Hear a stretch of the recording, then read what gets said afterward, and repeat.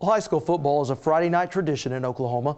Just follow the stadium lights and you'll find two teams squaring off, cheerleaders cheering, and two full marching bands ready for halftime.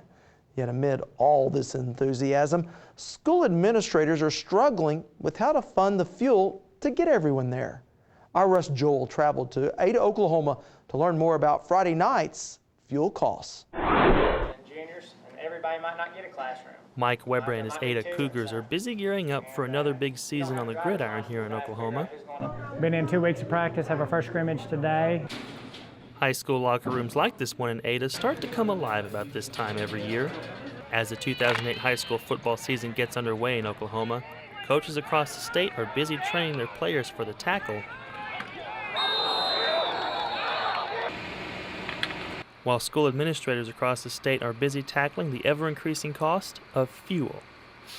Last year our fuel costs went from nearly $50,000 to $100,000, and this year they'll be more than that.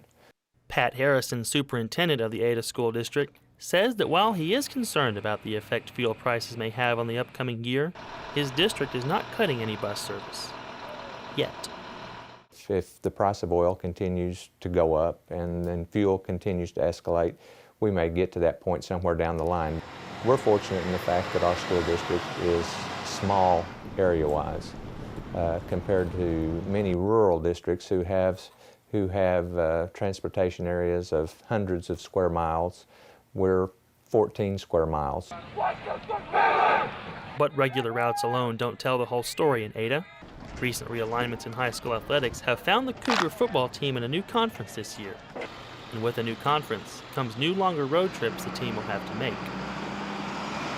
We do have one trip at 183 miles to Stillwell, which is further than Fort Smith, Arkansas, if you know where Stillwell is.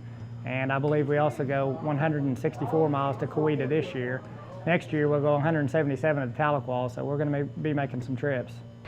Superintendent Harrison says that due to their distance, special attention will be paid to extracurricular trips like those for football, and he has asked his staff to be especially mindful of their bus usage. Those kinds of trips we're going to watch closely.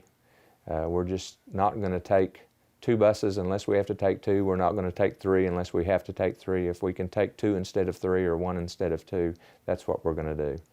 Anything to keep from rolling these buses around any more than we have to because of the gas mileage they get and the expense it costs just to keep them full of fuel. Basically, economy-wise, they all use, about the same. Ada Transportation Director Kiva Ward says that while consolidation does mean fewer buses on the road, it also means that those buses must carry bigger loads. When you get them full, there's a lot of kids on those buses and they carry a big load. And it's never, our fuel miles per gallon is never any more than 7, and that's a good, that's good for us. But in spite of economic woes, Harrison says that his first priority is to ensure that all his students and athletes have everything they need in order to succeed. We're not going to prohibit someone from going. We're going to take everybody that wants to go or needs to go. We're going to take what's necessary for our kids to go and perform and do whatever they need to do.